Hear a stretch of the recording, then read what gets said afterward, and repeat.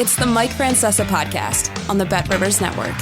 Hello again, everybody, and welcome to the Mike Francesa Podcast on the Bet Rivers Network, brought to you by Casamigos Tequila. Casamigos Tequila is brought to you by those who drink it. We have reached the month of July, so now we are firmly summer months. We have a couple of weeks of baseball. We have NBA free agency to deal with.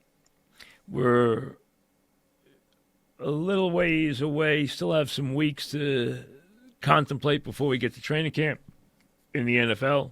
Well, that'll be with us before we turn around. But we start with baseball, and right now, the 2 weeks before the All-Star break. After the All-Star break, it's a sprint, folks. Both the Yankees and the Mets will have 66 games to play. That's it. After the All-Star break. They will have each played 96 games unless they have a rainout. And that's a lot of the season in the bank. And it means that you come off that break and you are making a serious move either to win a division like the Yankees are thinking about or to somehow stay in the wild card race if you're the Mets. And right now, the Mets at 40 and 41 are 2 out of the wild card. There are 6 teams fighting for 2 spots, and they're within 3 games of each other. That's not a lot of separation. The idea is to keep teams in after Labor Day, and it looks like there will be a good number of those in the National League, which doesn't have a lot of strong teams. Now, the Mets fell yesterday to the Astros after that very lengthy rain delay. They made a nice comeback in that game, getting the 2-run double from Vientos, getting the home run from Nimmo. They had a chance to win the game. They didn't do it. Astros put up a big 5 spot, and away they went. Now, so they fall 1 game behind, under 500. The Mets need to show something here these next 2 weeks because they have a very good schedule advantage. They have 14 games before the break, and all 14 will be played against teams under 500. They will see a lot of spunky Washington, which is bringing up another phenom today. They have already shown you guys from that Soto deal who have been very good. Now they have another to unfold. The Mets will be in Washington through the 4th of July, and yes, the Yankees and Mets are both playing at least on the 4th of July. You know my thoughts about the holidays. They will play an 11:30 game in our nation's capital. The Mets are 4 in Washington, 4 in Pittsburgh, come home and see Washington, and then close with a very bad Colorado team. Very, very winnable games over the next 2 weeks. 14 games. If they can put up a winning number here, they can go into the All-Star break, surprising everybody, over 500. And then you say, okay, what does this team have to do to stay in the race, to stay in the wild card hunt over those final 66 games? And it comes down, obviously, to their pitching. The Mets have put together a lineup that works. They have gotten a lot out of Vientos at third base. They have uncovered a star at catcher. There's no question about that. As long as he stays healthy, we know what kind of offensive player that he clearly is. I mean, he's not only an enthusiastic player who has a lot of personality, he is also a player who has a lot of pop and a lot of talent in his bat. And that is a huge advantage when you get that at catcher. They have gotten, a very, very good performance out of Martinez. I think he's meant a lot to this team.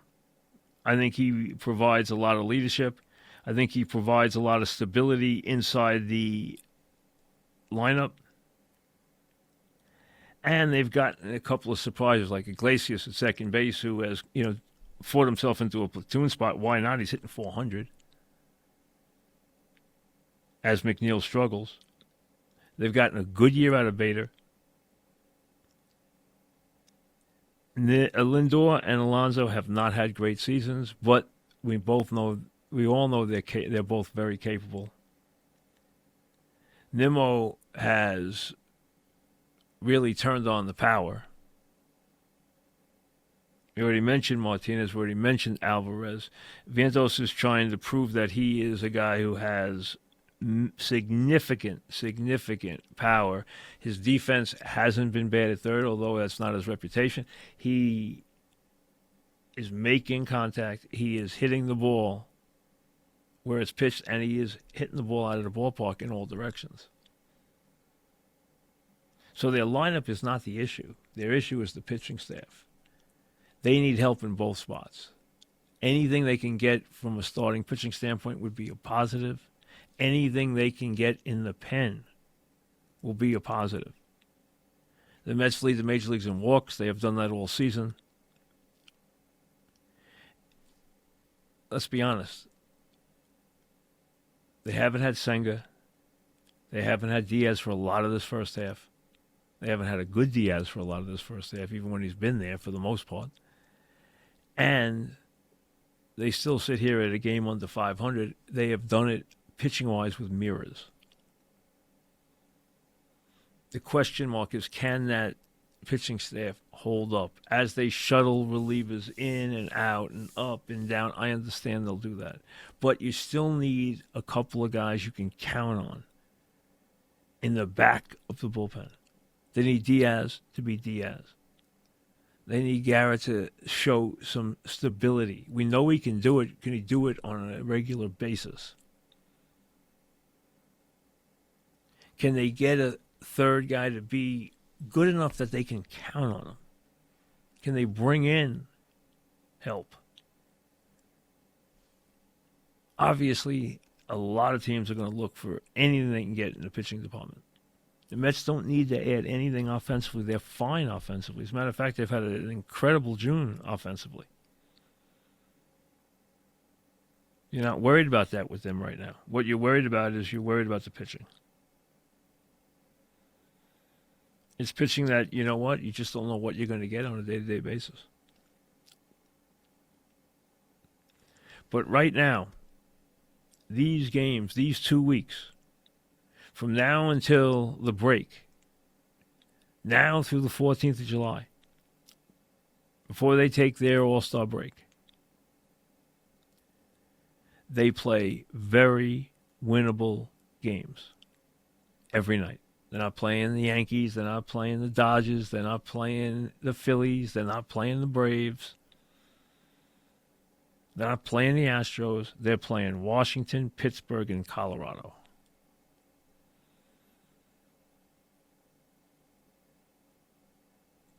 They're going to see those teams for 14 games. They're going to see Washington twice. If they can go 8-6 or above, 9-5 would be sweet. 10-4 is out of this world. But 8-6 or above will put them at the break above 500.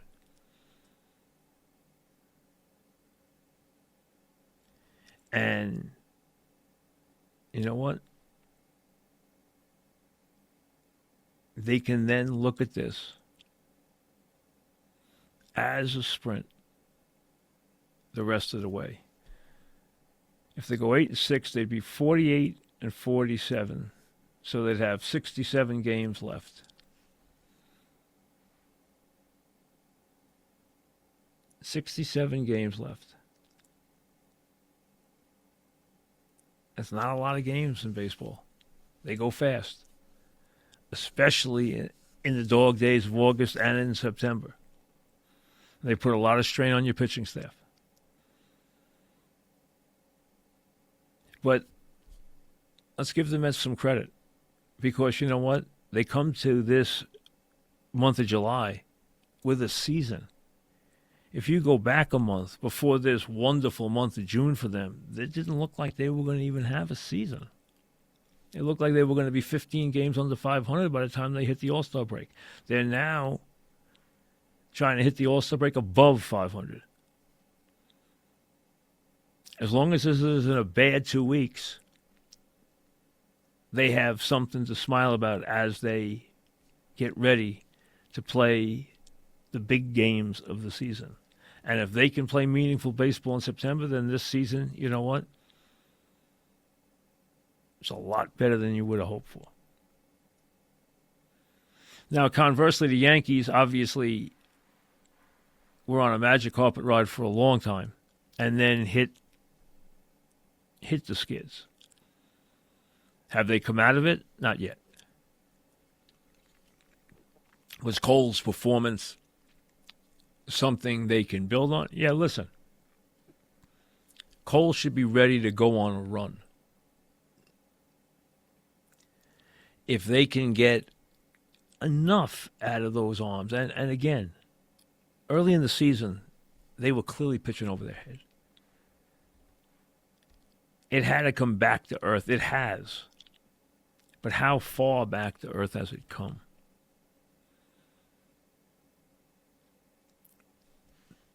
The Yankees have to use these 2 weeks.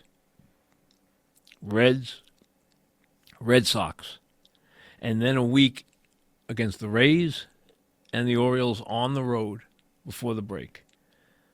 The Rays are back to 500, and they're trying to make a run.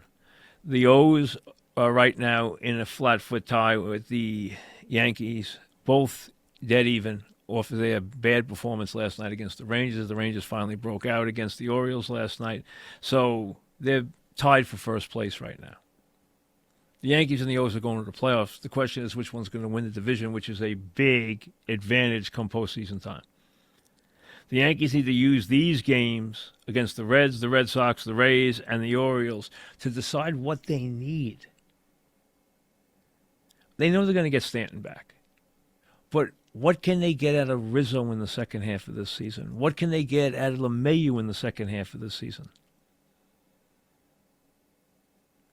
I told you all year that I liked Grisham. I told you that I thought Grisham would help. And I still think, despite his very slow start, you've seen that he can play a very good center field, that he's got power, he's got speed.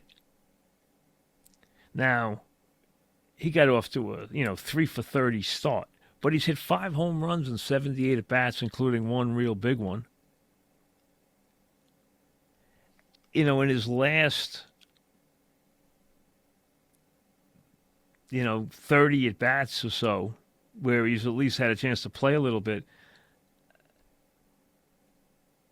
his OPS is, around 930. He slugs well. He hits home runs. He gets extra base hits. He does walk.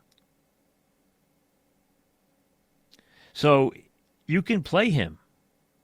I mean, you could play him. If you had to play him for a week, you'd be okay. He's not going to hurt you. And especially at Yankee Stadium where he's a threat. But they have to decide, do they need something as a corner? Can they get by with these guys as a corner infielders? Can they get by with LeMahieu? Can they get by if they need to use Rice? Can they get by and get enough out of Rizzo? They're going to get Stanton back. We know that. They know or expect that Torres is going to wake up. I think Torres has probably got a couple of decent months coming because you expect him to get back to where he usually is. Lately, he's looked a little better. His last 27 at-bats, he's got 8 hits, he's got a couple of homers, he's got 5 RBIs. You're starting to see some life. He's capable. So you leave him alone. Although it does tick me off when he doesn't hustle. And sometimes he doesn't hustle at all. Verdugo hits a slump it looked like he got hurt and he's playing hurt since he hit the wall. You're not going to worry about him. But you know what? In a big spot, in a big game, would you pitch to Judge or Soto? I wouldn't. I'm going to let somebody else beat me. Now, if they got to stand behind him, it's a little different story because he can hit the ball out of the ballpark. I mean, if you get Soto out, then why would you pitch the Judge? And if Soto's on, you don't want to put Soto and Judge on. But, with 2 outs, you don't mind as much if you think you can get that next batter out. So the guy who bats behind Judge is critical in the Yankee lineup. Critical. Because they are going to only pitch to Soto and Judge when they have to. Those two are having just, Judge is having an insane year, and Soto's having what would be a regular MVP year, and Judge is having a year that's so much better than that, it's scary. But the question for them is, what can they count on in that rotation? Is Heel going to be the Heel we've seen in the last 3 or 4 starts, or is he going to be the Heel we saw in the first 10, 11 starts of the year? Nobody expects him to be as good as he was that first part of the year, but where is the real level? We know it's not where he had a 1 ERA and a whip of below 1, but where is it in real terms? And a couple of the other starters, can they get them to be consistent? They expect Cole to do that. And I still think, and I've said this to you all year, they need a back of the bullpen pitcher. If you ask Holmes to carry the load by himself, you're going to be disappointed. The Yankees have shown you a lot of faces, and some of those kids have talent, but it's about having guys you can count on in the 8th and 9th inning to protect leads, and that's not something you feel extremely comfortable with right now. So while the Yankees are 53-31, and they're playing 6:30 baseball for the season, and yes, the last couple of weeks have been, far less than stellar. They've been banged up. They've given up a ton of runs. And they can't get more out of Soto and Judge than they've gotten. They can't ask them to do more. You wouldn't be surprised if they even did less the rest of the season because their numbers are just outrageous. So they need other guys to pick it up. And Stanton was having a very good year before he got hurt. This is a playoff team, there's no question, but is it a World Series team? Not as constituted, I do not think it is. Even in an American League that is not loaded, they still have to prove that they can handle the Orioles. The Orioles will beat them 5 out of 7, and they're going to see the Orioles 3 times before the break in Baltimore. It would improve their psyche for the last 66 games if they could beat the Orioles that series. Beat them 2 out of 3. Let's see what the matchups are. Let's see how that plays out. But I think that last week, especially in Tampa and then in Baltimore before the break, will really give the Yankee brass the compass to go get what they need to finish the job.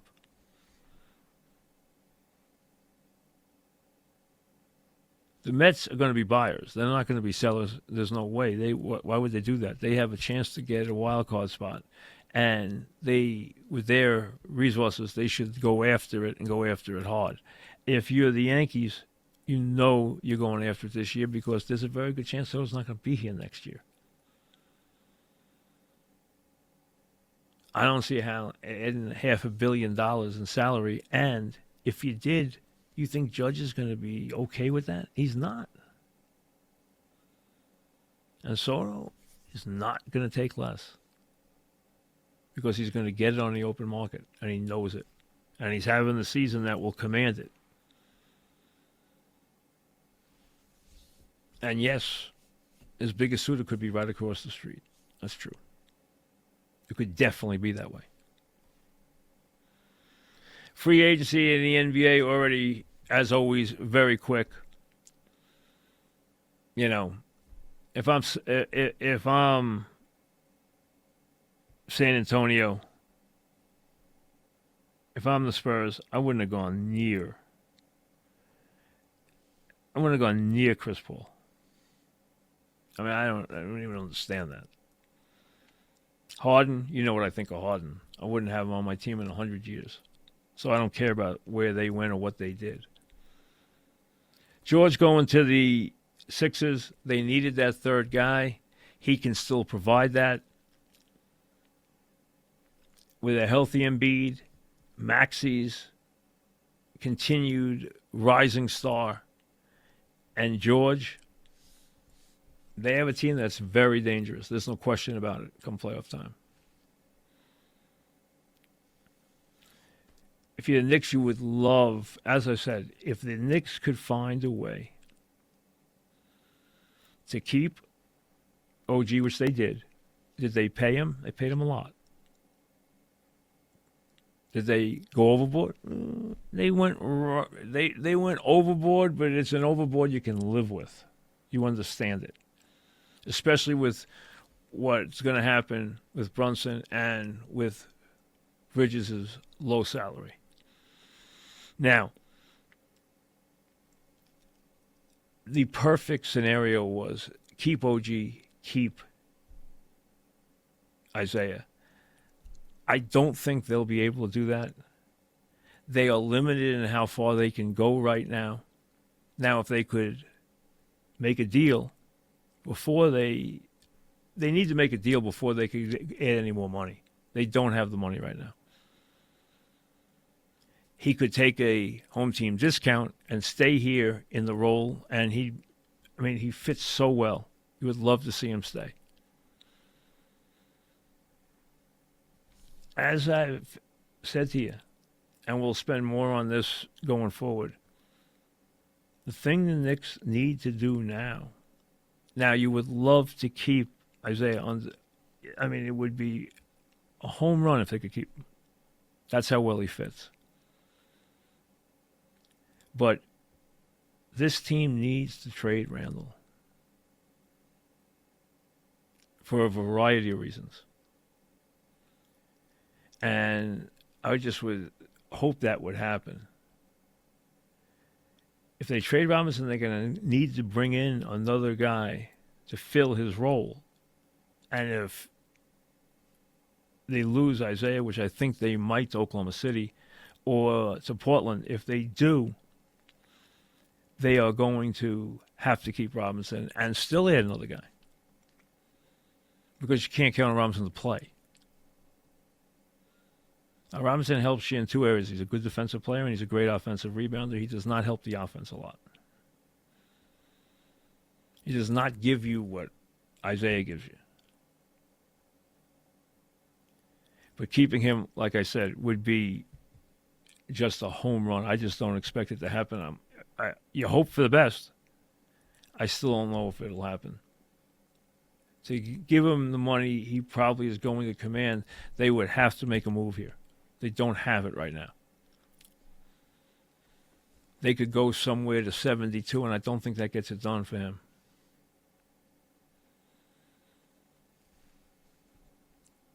They could go maybe 4 for 72, and I don't even know if they can go. I think they can go 16 a year. I don't think they can go past that.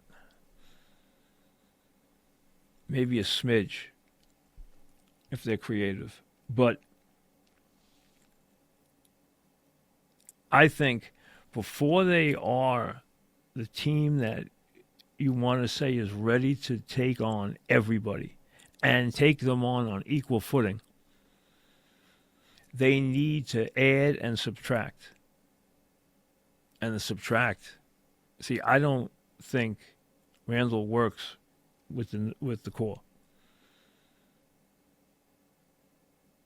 I think he needs to go. I don't think there's any question. Any question. He needs to go. And if Isaiah leaves as expected, I would say right now the odds on the Knicks keeping Isaiah is probably 25%.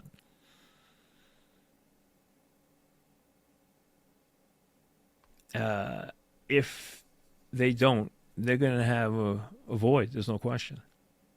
They got a hole to fill. And like I said, I see people saying, well, you know, the Bridge thing doesn't mean Randall goes. They have a plan for Randall. I don't have a plan for Randall with that group. I think it's addition by subtraction. I don't think he fits with that group.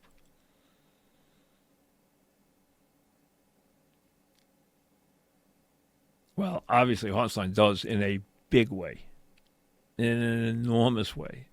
His development last year, some of the things he did last year were just extraordinary. And he just fits like a glove.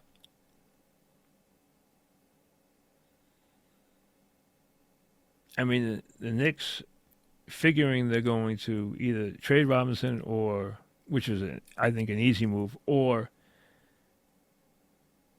lose Isaiah, they're going to need a stretch four. They are. I mean, there's some good ones that are out of reach, but realistic ones, we'll have to see how this plays out, but they are not complete yet. These pieces, who stays, who goes, around the nucleus. Keeping OG was enormous. Had to happen. And anyone who thinks that's a bargain contract doesn't know what they're talking about. I mean, they gave him big-time money. But you can understand in the way this was going to work, the way this was probably going to work for Brunson, the way it's going to work for Bridges, it made sense. They had to keep him here. Because it's exactly what you want. They are a couple of moves away from being just such a exciting, likable, efficient team. You just hope it can happen. There's about, this move has to go here. This guy has to leave. This guy has to stay. This guy has to leave. They got to add a little bit here. And if they can put the finishing touches on this, and we're not talking, they got the big piece in Bridges. They re-signed OG. Those were the two moves that had to happen. Keeping Hartenstein would be an enormous plus. They can lose Robinson. They would have to add another guy, but they could do that. But I think the key that frees them to be who they can be is to trade Randall. I don't think they will perform on an optimum level with him here. I don't think it will be bad, but it will not be what it can be with him here. He needs to go. He doesn't fit what they are now. It's not anything he did. It's not blaming him. It's not anything. It's just realizing. It's using the players to their efficient level and building the chemistry you want. He will not complete that. He will detract from that. See you later. Thanks for listening to the Mike Francesa podcast on the Bet Rivers Network.